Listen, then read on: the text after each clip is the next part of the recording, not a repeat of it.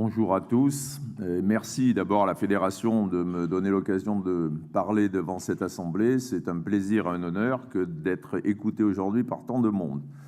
Bon, comme notre spécialité médecine légale s'appelle depuis 2 ans médecine légale et expertise médicale, je pense que c'est un rapprochement naturel et souhaitable.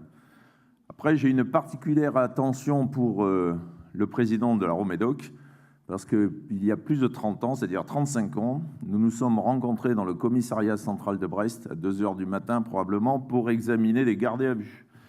Et ensuite, nous faisions des autopsies ensemble dans la salle d'autopsie du cimetière de Kerfotras. Donc, je n'aurais jamais parié un copec que 35 ans plus tard, nous serions ici tous les deux assiégés devant cette honorable audience. Donc, à titre professionnel et à titre amical, merci Jacques de m'avoir donné l'occasion d'être ici aujourd'hui. Par contre, je ne te remercie pas entièrement sur le sujet que tu m'as confié, puisque ce n'est pas le plus facile, mais on ne va pas se disputer pour ça. Donc voilà les 4 points que j'aborderai, quelques préalables de réflexion, une analyse un par un des critères pour voir quelles sont leurs faiblesses et comment résoudre les problèmes. Ensuite, une synthèse du lien qu'on appelle de causalité, mais qu'en fait on devrait appeler lien d'imputabilité, puisqu'il paraît que l'imputabilité c'est pour les médecins, la causalité pour les juristes.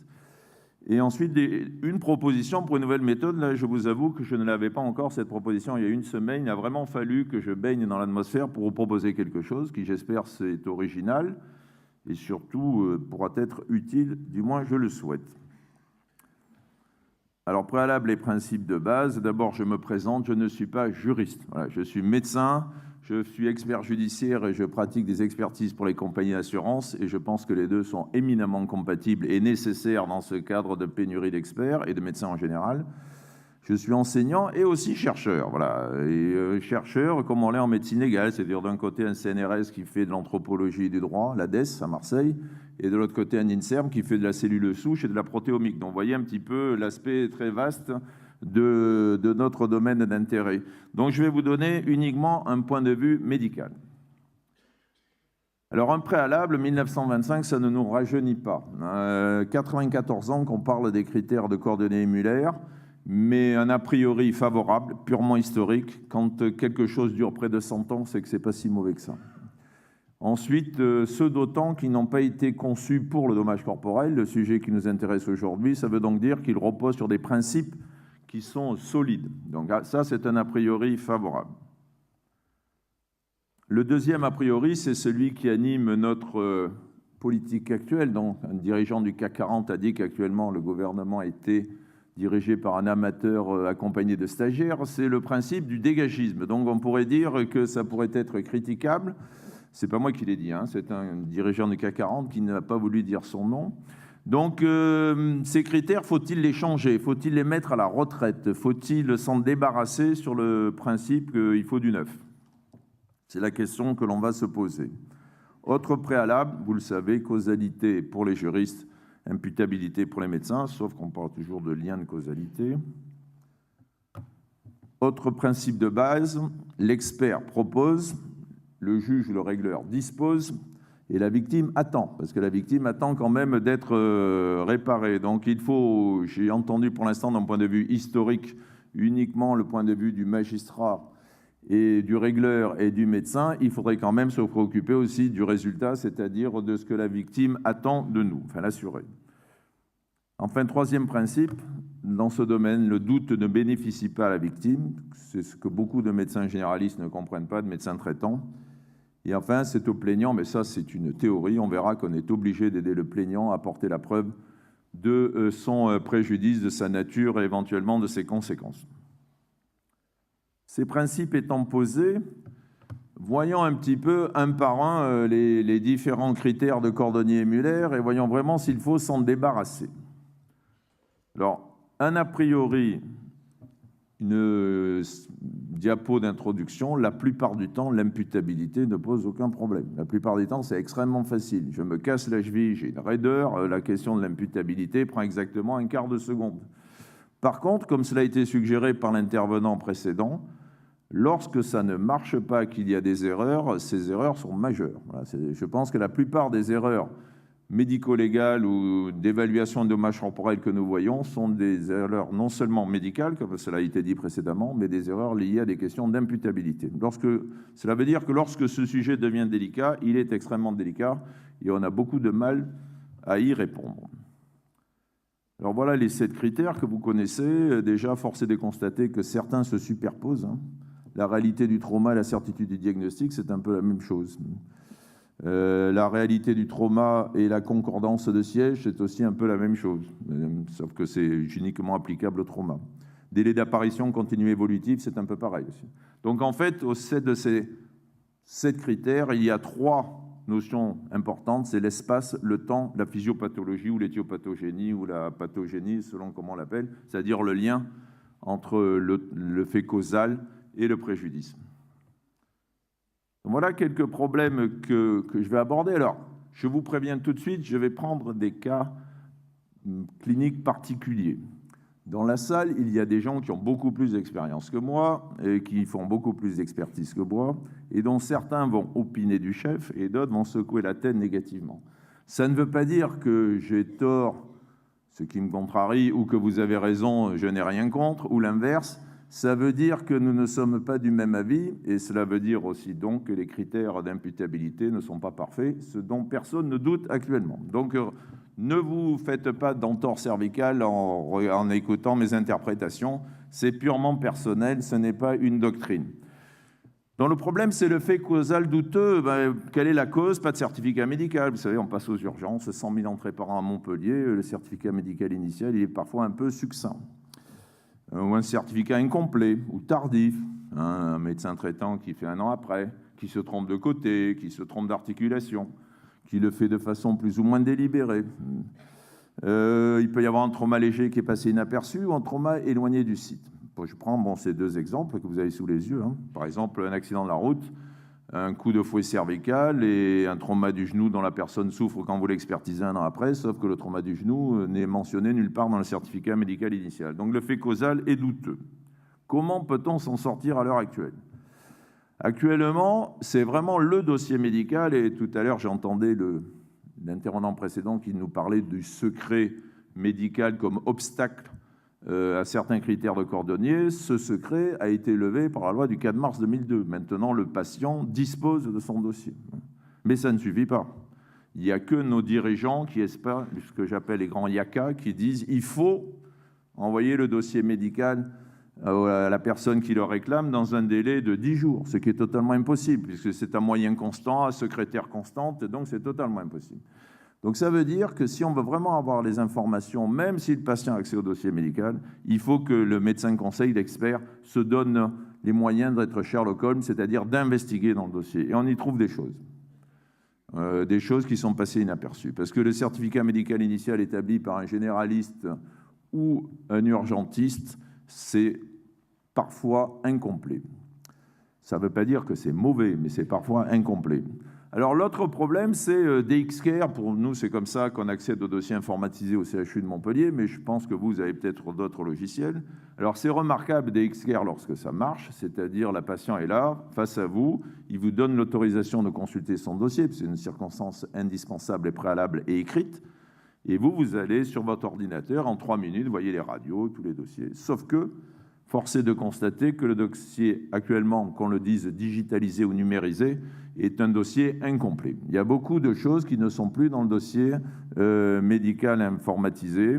Il y a beaucoup de rendez-vous de consultation qui ne sont pas notés. Et pas plus tard que la semaine dernière, j'ai vu un patient où les 2 dernières consultations, c'est-à-dire les consultations finales de surveillance, n'étaient absolument pas notées dans ce dossier informatisé. Donc même en cherchant, eh bien, on ne trouve pas toujours l'information. Après, on espère un jour que le dossier médical partagé, lorsqu'il sera enfin répandu, je me souviens avoir participé à un débat il y a plus de 10 ans, on en est toujours là, eh bien, pourra peut-être apporter des informations de ce type. Donc, il faut que le médecin conseil, l'expert, fouille dans le dossier. Ensuite, on peut demander en post-expertise, eh bien, vous me dites que vous n'avez pas d'antécédents, pas d'état antérieur, que ça s'est passé ceci, dites à votre médecin traitant de faire un certificat dans ce sens. Donc là, on met le médecin traitant devant la mise en jeu de sa responsabilité déontologique. C'est-à-dire, il va certifier quelque chose qu'il a oublié de certifier. Je pense qu'actuellement, et en faisant partie de la chambre disciplinaire du Conseil de l'ordre de l'Hérault, nous sommes suffisamment sévères pour qu'un médecin traitant hésite à faire un faux a posteriori. Donc j'estime que ces documents peuvent être d'un intérêt et que le médecin conseil peut les demander pour vérifier la réalité du fait causal. Autre délai et continuité. Deuxième question qui se pose. Lombalgie en après un AVP bénin. Coup de fouet cervical, le médecin traitant dit qu'il est guéri, puis 9 mois après, ça récidive. Donc, on ne peut pas accepter ce genre de choses. Là aussi, il faut piocher dans le dossier médical, piocher dans la littérature. Les internes dans le service de médecine légale de Montpellier passent beaucoup de temps à faire des revues de la littérature sur des problèmes qu'on leur pose, et c'est une source d'information. Alors, j'ai mis Sciences Directes d'Elsevier, parce que la revue de médecine légale, dans laquelle je vous incite à publier sans vous la faire de concurrence, puisque j'en suis le rédacteur en chef, donc est publié chez Elsevier, mais il y a d'autres banques de données, donc il faut savoir le faire. Et puis il y en a dans la salle. Dès qu'on a un doute sur le délai à continuité, il faut savoir faire appel au sapiteur. On ne peut pas rester dans cette errance. Et puis il faut savoir parfois rechercher des oublis, des consolidations qui ont été mentionnées à tort par le médecin traitant, mention de symptômes qui ont été oubliés, et éventuellement aussi excuser la personne qui, restait couchée ou ayant utilisé des cannes anglaises pendant plusieurs mois, se met à avoir mal au pied dès que vous lui demandez de poser le pied par terre. Donc, parce qu'en fait, on est passé à côté de fractures. Ça arrive, ça, fréquemment, on le voit. Donc là aussi, il faut piocher dans le dossier. Troisième type de problème, pas de diagnostic. Diagnostic du fait causal, on en a parlé. Diagnostic de la nature des séquelles. Récemment encore, je vois une personne qui a eu un trauma bénin et qui se trouve avec des douleurs extrêmement invalidantes de l'épaule. À part aller chez l'ostéopathe, et on n'a pas d'éléments spécialisés pour faire le diagnostic. Donc, quand je la vois à l'expertise, je ne peux pas consolider ni évaluer les séquelles. Je ne sais pas ce qu'elle a. Je suspecte qu'elle a une lésion de la coiffe des rotateurs, mais je n'en ai aucune preuve. Donc, il faut savoir à ce moment-là prendre des dispositions. On ne peut pas conclure une affaire de ce type. Pareil pour les retentissements psychologiques. Vous savez, moi j'ai commencé l'expertise en 85 peut-être, je crois. Et à l'époque, l'état de stress post-traumatique, ça n'existait pas. Voilà. Donc c'est une pathologie que j'ai vue apparaître. Et puis maintenant, je la vois croître et embellir. Pour toucher, j'ai fait une revue de mes dossiers pour tribunal correctionnel des agressions. C'était environ 20% des patients qui allaient avec un retentissement psychologique. En assurance, c'est moins. Ça doit être plutôt 5 ou 6%, mais ça devient un phénomène prégnant. Et la plupart des gens qui arrivent, soit n'ont pas consulté le psychiatre, parce que je ne suis pas fou, docteur, soit n'ont pas pris des médicaments, oh là là, c'est dangereux, donc je ne vais pas en prendre. Et donc, on se retrouve dans des symptômes totalement non justifiés. Ou on a l'inverse, ce que j'appelle les certificats Wikipédia. Vous avez des généralistes qui vous sortent tous les symptômes, ce qui est suspect, parfaitement décrits, frappés à la machine, et qui les signent. Donc là, on se retrouve dans un problème de diagnostic du préjudice. Alors là aussi, le dossier médical, vous allez dire que je radote, mais ça me semble un élément important, surtout que depuis la loi du 4 mars 2002, on y a accès. Et puis ensuite, il ne faut pas hésiter à utiliser le médecin traitant. Moi, quand je suis confronté à ce problème d'absence de diagnostic de l'état causal, de l'état final, eh bien, je transmets, comme c'est la plupart du temps le cas, le rapport à la victime en lui demandant bien de le montrer à son médecin traitant pour lui montrer ce que j'en pense.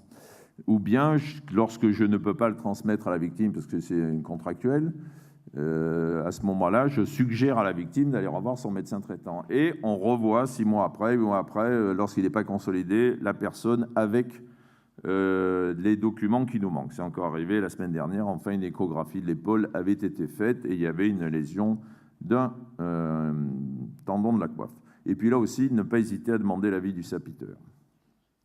Alors, invraisemblance scientifique, il y en a plusieurs.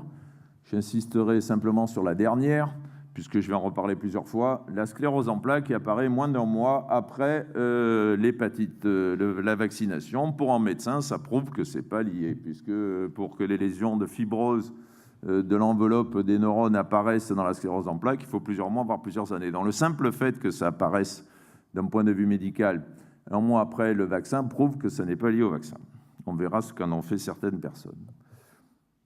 Alors là aussi, les publications scientifiques sont utiles.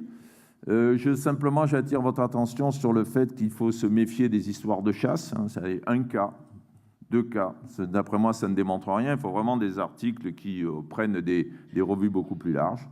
Et puis, on n'est pas là pour faire évoluer la science médicale. On n'est pas là pour publier le premier cas de complications induites par un fait causal que personne n'a jamais vu avant. Bon, c'est bien lorsqu'on est confronté à ce genre de situation, mais ce n'est pas à l'expertise de faire ce genre d'innovation. Là aussi, appel au sapiteur pour demander son avis, parce que le médecin expert généraliste ne sait pas tout. Alors, l'état antérieur, juste des définitions, hein, il y a beaucoup d'antécédents et peu d'états antérieurs. Donc, l'état antérieur, eh ben, c'est un antécédent qui est symptomatique avant le fait causal. Et puis, il faut faire la différence entre cet état antérieur symptomatique et puis, quelle que soit la façon dont on l'appelle, l'état prédisposant, latent, anatomique, qui va peut-être décompenser à l'occasion du fait causal. Ensuite, ces 3 principes de réflexion générale que vous connaissez tous. Hein. Le couple état antérieur fait causal, que serait-il devenu l'un sans l'autre? Que serait devenu l'autre sans l'un? Donc, c'est les 3 façons de raisonner. Pour gérer ce type de problème, ce sont des principes théoriques que vous connaissez bien, du moins pour les praticiens conseils. Et puis voilà quelques exemples. Il y a des fois, c'est pas très compliqué. Il a mal d'une arthrose, ça s'aggrave transitoirement à la suite du trauma. On lui met des souffrances endurées et pas de déficit fonctionnel permanent. C'est facile, ça. Quelqu'un a déjà une prothèse du genou, donc on peut supposer qu'il a un déficit fonctionnel permanent, fût-il léger, il se pète la hanche, il se fracture la hanche, ça aggrave son retentissement sur la marche, on fait la différence entre le déficit fonctionnel permanent actuel et le précédent. Tout ceci n'est pas encore très compliqué. Alors, quid de la découverte fortuite, encore d'expertise, d'un état antérieur qui a été oublié par le patient à l'occasion de l'examen ou de l'étude du dossier? Alors, soit à ce moment-là, la mémoire lui revient d'un coup, auquel cas il n'y a pas de problème, on le mentionne, cet état antérieur, soit il refuse de reconnaître, comme ça m'est arrivé, pas très souvent, mais de temps en temps, cet état antérieur pourtant affirmé dans le dossier. Et à ce moment-là, on doit refuser l'expertise, de conclure, puisque la personne nie ce qui est marqué dans son dossier. Donc vous ne pouvez pas vous baser, vous le mentionnez, mais vous ne pouvez pas prendre de conclusion à partir d'un élément dont le patient vous dit que c'est un faux. C'est impossible. Mais en règle générale, ils acceptent de reconnaître leur trou de mémoire à l'occasion de la découverte de cet état antérieur. Alors, je voudrais insister un peu sur le vieux. Pourquoi le vieux? Parce que d'abord, c'est pas comment dire, insultant que d'être vieux, c'est une question d'âge. Et puis le vieux, c'est pas une définition qui est très précise. Le vieux, c'est ça. C'est-à-dire, c'est cette personne qui est fragile, qui fait que le moindre incident va la faire basculer dans la dépendance. Et celui-ci pose des vrais problèmes d'imputabilité du dommage corporel, puisque le cas que je prends là, quelqu'un qui s'en sort à peu près bien avec une canne et avec une aide ménagère, on le renverse, il se fait la fracture de hanche, la hanche marche parfaitement, merci, elle est souple à l'examen, mais par contre le monsieur est grabataire. Donc comment fait-on? Est-ce qu'on lui considère que le dommage corporel c'est d'être grabataire, 90%, ou bien c'est la prothèse de hanche qui marche bien, 4 ou 5%? Il est clair que les nouveaux barèmes manquent à ce moment-là, actuellement, de référence à ce niveau, alors que celui de 93 parlait de cette accélération du processus de vieillissement. Donc, état prédisposant ou latent, là j'ai quelques exemples. Par exemple, l'ostéoporose, la personne a une ostéoporose, mais elle ne souffre pas, elle se tasse une vertèbre. Eh le tassement de vertèbre doit être imputable totalement au fait causal. Je vais un peu accélérer parce que je voudrais surtout parler de la conclusion. Alors, l'état intercurrent, c'est un des avant-derniers problèmes d'imputabilité qui existent. Je prends toujours celui du genou instable ou de la personne qui a une cheville instable. Lorsqu'il chute et se casse le poignet en cours de sa rééducation fonctionnelle sous le témoignage du kiné qui était en train de l'aider à marcher dans les escaliers, je pense qu'on peut l'imputer. Si par contre il se casse la figure dans un hôtel ou dans un aéroport avec comme seul témoin sa femme ou son mari, là l'imputabilité ne peut pas être retenue. Vous voyez que tout ceci, c'est du bon sens, donc critiquable.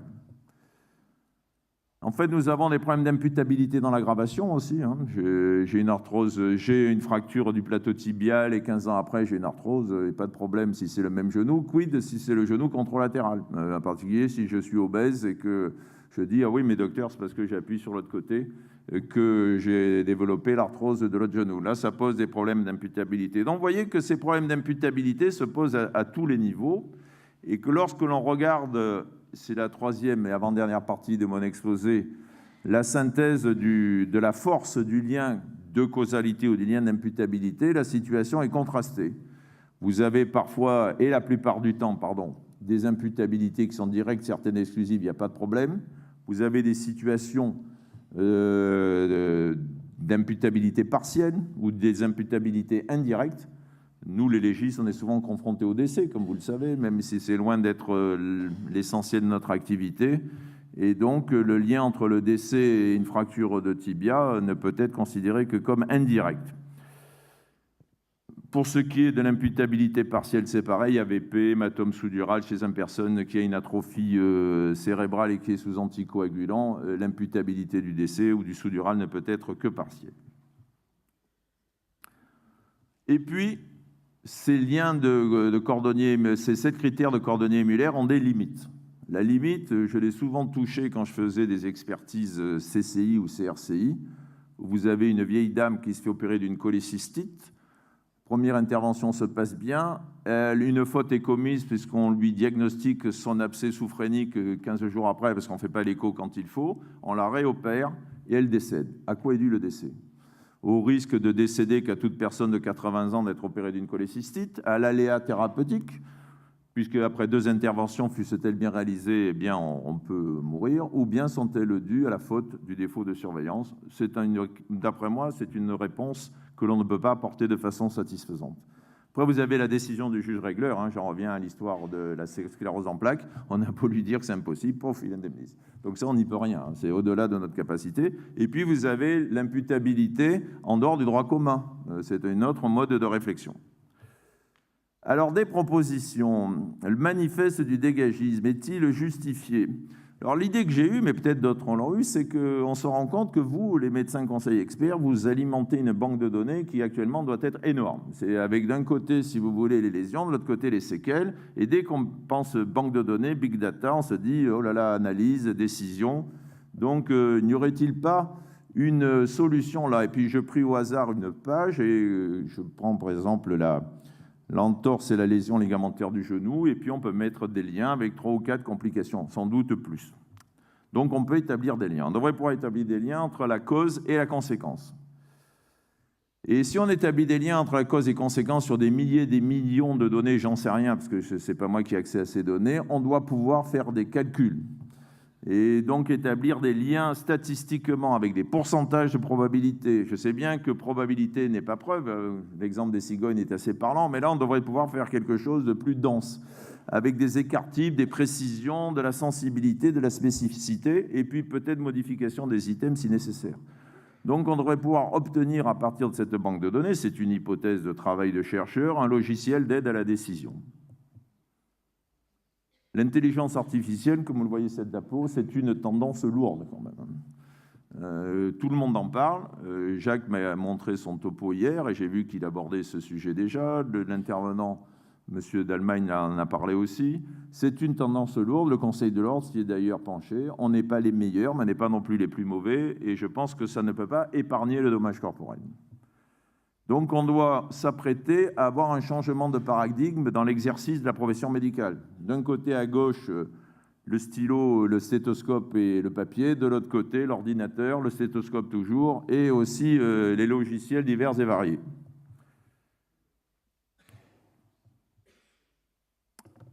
Alors, cela pourrait déboucher sur un rôle plus limité du médecin conseiller expert, qui aurait toujours à la charge la diagnostic du fait causal. Le diagnostic lui appartient, du moins remplir la banque de données, et puis le diagnostic et quantification du dommage. Ça, là, seul, pour l'instant, le médecin peut le faire. Mais entre les deux, on pourrait avoir ce cerveau artificiel, là, qui pourrait être l'intelligence artificielle, qui nous aiderait à prendre des décisions dans les cas les plus délicats, c'est-à-dire très rarement, en fait. Donc, devant cela, on pourrait craindre de scier la branche sur laquelle on est assis, puisqu'on limite notre activité. Mais pour éviter à tout prix de se casser la figure, j'allais dire une grossièreté, plusieurs fois, eh bien, il vaut mieux se préparer, il vaut mieux prévoir, et pour cela, il faut y réfléchir avant et avoir un parachute sous la main. Conclusion, je ne suis pas pour le dégagisme, vous l'avez compris peut-être. Et donc, je pense que nous avons toujours à l'heure actuelle besoin des 7 critères de Cordonnier-Muller. Mais il est peut-être temps de rentrer dans le 21e siècle. Et puis, objectif 2025, ça ferait 100 ans qu'on s'en sert. Ça serait bon si on arrivait à y mettre fin. Et pour ce faire, et comme mon topo se termine maintenant, je vous invite peut-être à le faire avant, en venant à Montpellier à la réunion de la Société française de médecine légale que j'organise en 2021, dans la nouvelle fac, mais vous pourrez voir l'ancienne aussi, elle est très belle, et où il y aura au moins une journée entière consacrée à l'expertise médicale avec nos collègues de la SMEC, la Société des médecins experts du Québec, et beaucoup de collègues africains qui ont des systèmes de réflexion qui sont proches des nôtres. Je vous remercie de votre attention.